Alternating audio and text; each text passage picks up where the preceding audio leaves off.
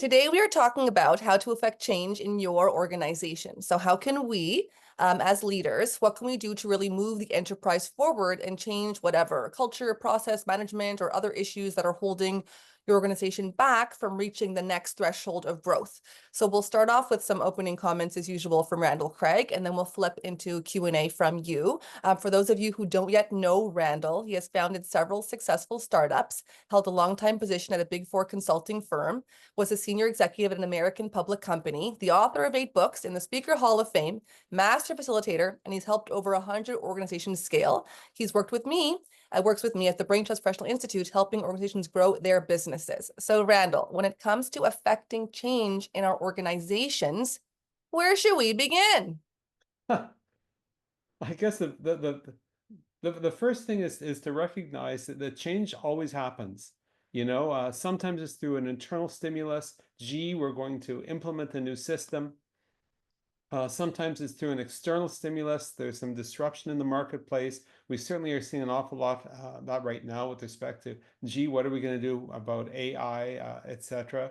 Sometimes it's because there's been a change in management and the new leadership has got an idea of a new way of actually doing it one way or the other. But one way or the other, change is actually going to happen. The question is, how do we as leaders actually improve the likelihood of success, make it so that the promises of that change actually will actually yield the benefits that are promised. So those are the big things. I will have to say that much earlier in my career, and at the beginning of my career, I worked for 9 years at KPMG. It was a great place to be. I rose up to the ranks. Eventually, I was in a marketing leadership role, consulting as well. Um, for me, this was a great big eye opener. It's different than a corporation where, the president says this and the vice president and it sort of cascades down. In that particular organization, it was a partnership. And many organizations are structured that way, or a network organization where there's lots of individual parts. The challenge is that I had to learn, as somebody who was actually not a partner, yet having the responsibility for making things happen, how to almost lead from behind. And I had to recognize that, everybody has got their own stuff. People are responsible for their own practice. People are responsible for their own division. People are responsible for their own geography, their own industry, whatever it happened to be. And it wasn't so easy to get people off the dime. I couldn't say, everybody, let's go this way, and like the captain of a ship, everyone will follow. No, it was a lot harder to do that. So a lot of my early experience in change management and leadership came from recognizing that if you can help people understand how to actually go in a direction, why it's in their best interest, and generate that alignment so everybody's able to make the decision, if you will, to buy into whatever that particular change is. It makes it an awful lot easier. So those are my opening comments. I've got a lot more to say, but I want to make sure we have a good chance to ask some questions and answer them as well. So over to you, Rania. Sure, as usual, if anyone has any questions, do feel free to jump in. It's all welcome you to the conversation. You can put your questions in the chat. You can put your Zoom hand up. You can come on mic. I'll just start a question here to get us started. Research tells us, Randall, that half of all organizational change initiatives are unsuccessful. Yikes. How can we protect ourselves from being in that bottom half of failed change initiatives? Maybe a better question is like, how can leaders reduce that statistic altogether? So I think it starts from the very beginning, right?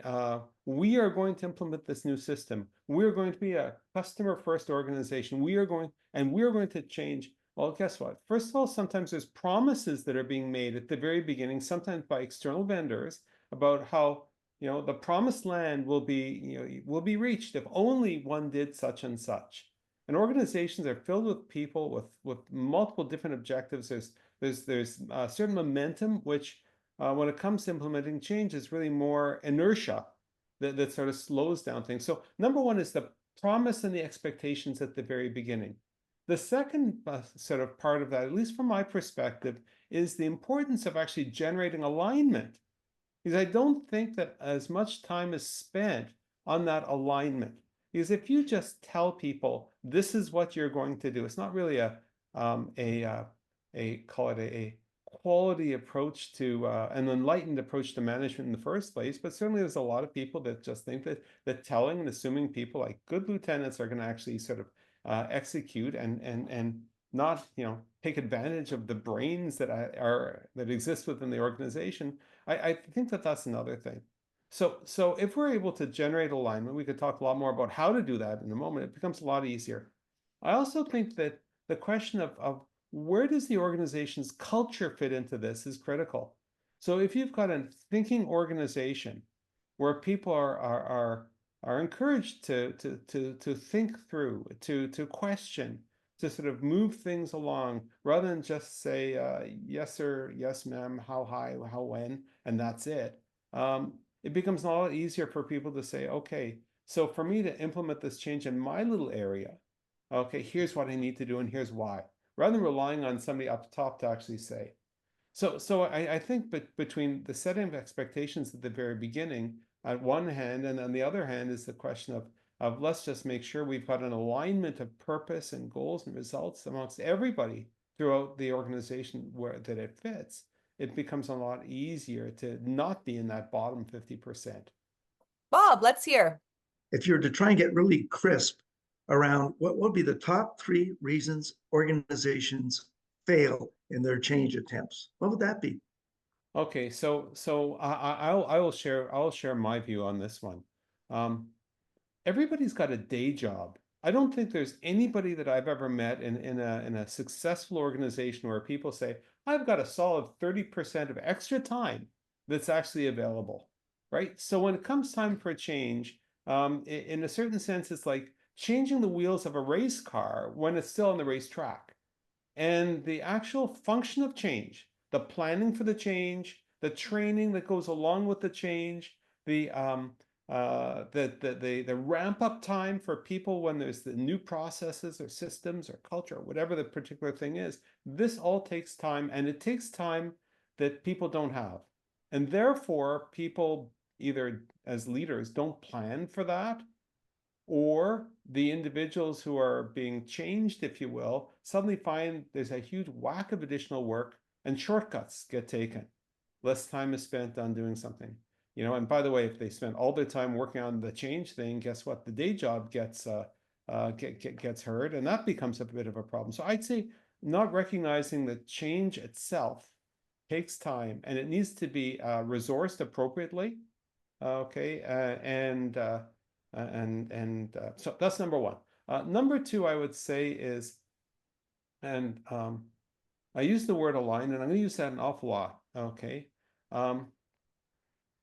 if, for example, I were to say to the senior leaders, okay, and this is how your job needs to be changed and how you use the new whatever it happens to be. And then the people at the front line that are dealing with the clients every single day, well, they now know what they need to do. And then there's this great big in the middle, for example, and that gets kind of lost because they're managing up, they're managing down, they've got all kinds of other things going on, and the message from the top sometimes doesn't get to the bottom. So what's the training investment that actually takes place all the way along? Where is coaching needed? Where, for example, is group training needed? When is the rousing keynote that gets everyone excited about what that change actually takes place? What's the monitoring that takes place? What are the key success factors, or at least the particular metrics during the change process itself, so you can tell if you're on track or not on track, right? The whole management of change and the training required is that. So that's number two. Number three is what I'll um, call it a 10-80-10 issue. There's always 10% of an organization that is always the leaders. This concept came from a fellow by the name of Sanjay Nath, who's a brilliant guy, and so I'm using the concept of 10-80-10 here in a change management context. If you have 10% of the people that are leaders and they're on board, they're doing it, etc., and then you've got 80% of the middle, And by the way, maybe it's 20, 60, 20, but the concept is the same. And then you got 10% that are the absolute laggards. No, no, no, we don't do it this way. Oh, I don't know if I understand how to do this. I don't see why we should be doing this. I've got too much to, 1,000 reasons why not. Okay. So oftentimes the change management initiative is focused not on the top 10 or middle 80, but they're focused on the very bottom. How do we bring everybody along? How do we bring, and a huge amount of effort goes into those people that are frankly not keen on it and frankly are going to be like dead weight. If more time was spent on the top 10%, the middle group will say, well, that kind of makes sense. Okay, looks pretty good. Maybe I'll give it a try. Let me get with the program. Then eventually the bottom 10% is going to say something like, oh, I don't want to miss the boat. I better get on there, right? So there's a psychological dimension to it. I think that's really important. So from a practical perspective, what does this mean? It means, for example, saying, hey, can we do some a proof of concept? Can we do some experiments, for example, so that we have a better sense as to, get some of those success stories out there, start to build the culture of success around it. Okay, let's celebrate the people in that top 10% or 20% that are actually doing some really cool things. Those are the proof points that that middle group needs to say, yeah, this is the right decision. Yeah, it makes sense. Yep, I see that. Well, gee, if so-and-so is doing, well, I should do it too, right? And so too often where we focus our change efforts, well, and you may think, Bob, or actually anyone listening, um, that kind of makes sense. Why is it that we focus on that bottom? So this gets the question of why we do change in the first place. Let's just unpack that. There's a problem. It could be in culture, it could be in technology, it could be process, it could be the market change, it could be this crazy thing called, I don't know, whatever it is. And so we say, we've got to make a change because we've got this problem. So guess what? We look at the problem area, which is oftentimes where the bottom 10% of the people are. We say, that's where we got to focus. Because if we could only get rid of that boat anchor problem, and then the world will be good. So we spend the time down there rather than up top here, right? So I think those are the three. I probably can come up with 4 or 5, and I'm sure everybody on this call probably has got a couple of the pet peeves of it didn't work because of this and that, etc. But I think those are the big ones. They're not, it's not finance. We're going to do it on the cheap, right? We're not going to train. Okay, we're not give enough time. We're going to focus in the wrong places first, so we don't get momentum. We're not. It's not just a question of socializing ideas, but we need the momentum, right? So that would be my answer. That's a really good question, Bob. Thank you. Is there anything in your experience that you think also should be called the top 4 now? I'd be interested in hearing from others as well. Mine would be to create sponsors within, I guess they'd have to be part of the 10 or the 80, but individuals that are aligned to things who have an influence within the firm. And they aren't necessarily the people at the top. In fact, probably they're not. And somewhere within that 80% are some people that we want to engage and almost kind of touch them with the coup stick and let that spread out through them. And unofficially, like it's not like we've just appointed Sally to be no, it's not that. It's much more subtle. And it's by taking some of the people in the 10% to identify who, the top 5 people might be in the 80% that we can bring along who are going to influence others in a positive way. So I couldn't agree with you more. Okay, so now we got a top 4. Okay, but let me just sort of abstract what Bob said and put it this way. Change is not a question about stuff, it's about people. And if we don't focus on the people and use people properly during the change process, it's probably going to be, very, very painful. So the concept, for example, of an executive sponsor, there's got to be at the top somebody who says, yep, I'm hanging my hat here. The idea of getting influencers in that middle 80, if you will, okay, to find a couple people who are going to be they call it the lead users in that top 10%, so that it becomes a little bit easier to say, okay, here's what we're going to do. And frankly, at a certain point, it's to identify some of those people in that bottom 10% who need a little bit of a conversation. Okay, what you're saying or doing is not being helpful. I think we gotta move on now. Okay, we've got momentum in this organization on this change, whatever it happens to be. Yeah, it's all about people. We'll do Donald, then Elizabeth. This is such a great conversation. One of the insights that I picked up on a few years ago that has been so helpful to me is that people don't actually resist change. They resist loss. Loss of time, loss of prestige, loss of face within the organ, whatever. People resist loss. They don't resist change. You know, if I call you and say you've won the lottery and I'm sending you $20 million, but I know you don't like change and that will change your life. So I'll keep the 20 million and I won't send it to you. You're going to say, no, I really love change. Send me the 20 million bucks. People resist loss. So it's been useful in my work to try to figure out when we're introducing any new policy or initiative to figure out how people, individuals within the group, will perceive that as a loss and try to deal with that. That's all I got. So I think that's great. One phrase that many people have used in the past, and it's kind of similar to what you're saying. People don't resist change; they resist being changed. And so identifying how they're being changed. By the way, loss might be part of it. So sorry, you're not responsible for X. You're responsible for Y or Z. And addressing those things. But there's also positive parts of being changed that they might just not be aware of, right? Because their role or because of the timing or a whole bunch of other things. Great point. Great point. Elizabeth, over to you. Hi, thank you. I was going to ask about, I think sometimes the initial change, people, it gets excited and they want to kind of go on board with that. But what about maintaining the change? The best example of that, I would say, is when it comes to client service quality changes. We are now going to be a client-focused organization, and that means blah, blah, blah, blah. And then what we're going to do to solve that problem is we're going to put every single senior manager and manager through service quality training. And then very good, or even worse, we're going to put one person through that, and then they're going to magically tell everybody, okay?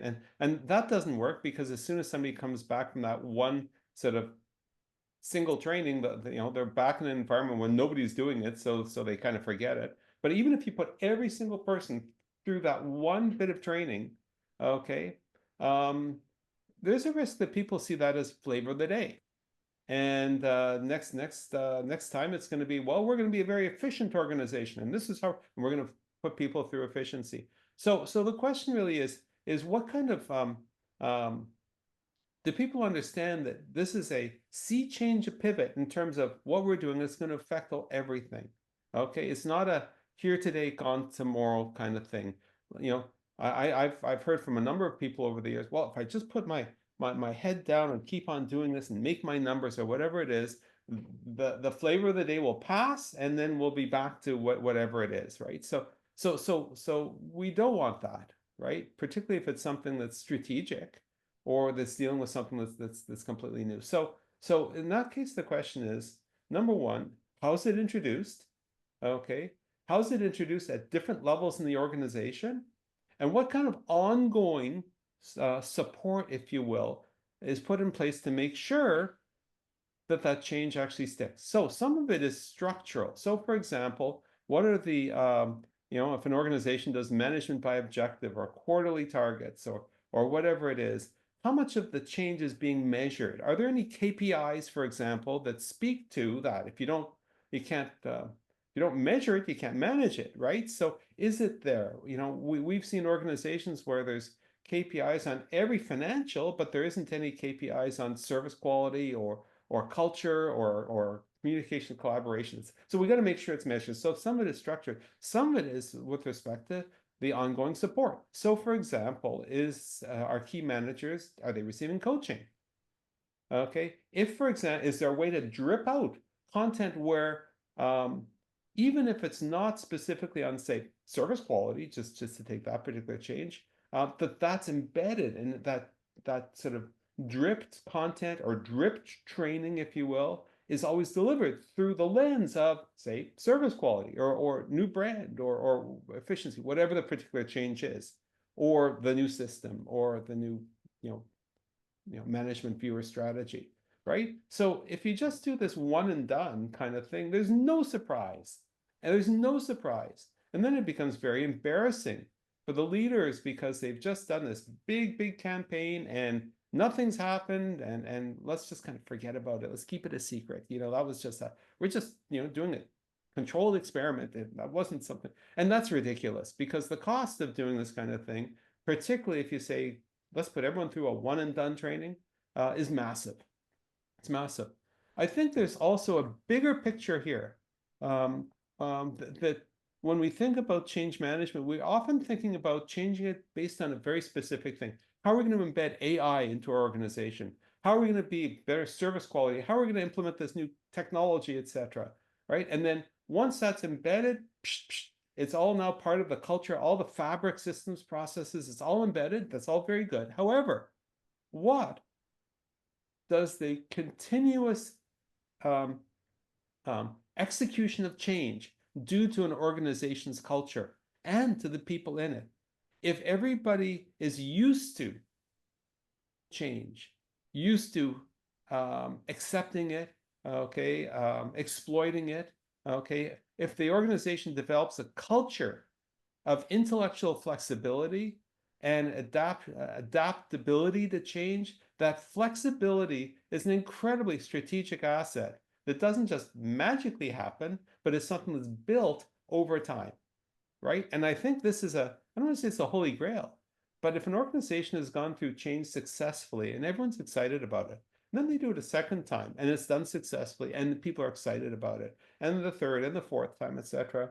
What does that say about how that organization can pivot and move and be flexible and frankly grow as an organization, rather than just as, I don't know, the alternative? So I think that there's that meta sort of level that sometimes, we forget about, but it's just as important. It's just as important. Good question, Elizabeth. Leoma, any thoughts from the HR perspective? I'd love to hear any questions. Some beautiful points were made around how change doesn't work. And, I'm just nodding my head saying, yes, seen it all, the flavor of the day, the big presentation, and then you don't hear anything for months, crickets. And, that's one thing that's not good, that there isn't that kind of stickiness to the message, that it seems like it was really just an event and not really something that was serious. But the other thing around not embedding within the KPIs, not really putting it into people's objectives, that, there's cash involved here. This is part of your professional development and your professional growth, that if you're not actually supporting your team, or if you're not actually sort of embodying these things that we're trying to do, that there's going to be an impact. And so often I see that as the missing link on my side. I was just thinking about a client assignment that I just finished where, there's a focus on, some of the lower sales performers. And, my feeling is they didn't really get to root cause. They really didn't get to, why are these people stuck where they are? We expect them to start at a lower level. We expect them to build up over a period of time, and many do. The ones that don't, why don't they? And there's that tendency to blame the individual without necessarily looking at, what could be the other reasons for why people get stuck and feel like it's okay to be where they are. And it all comes down to that accountability and the measure. So some great points there around, you have the idea, but how else do you really make it happen and really have people feeling that it's a serious thing? So let me just extend one point you made, Leona, which is a practical one. With that, we'll break here on part 1 of driving change, impact, and growth in your organization. We'll pick up with more Q&A in part 2. And if anything we talked about so far resonates with you, if you're curious about business coaching, how to better align your team, if you're planning a retreat or having a conference, do reach out. We'd be happy to have a conversation and share resources. You can email us at info@randallcraig.com or book a call at www.randallcraig.net/30 and see you back for part 2.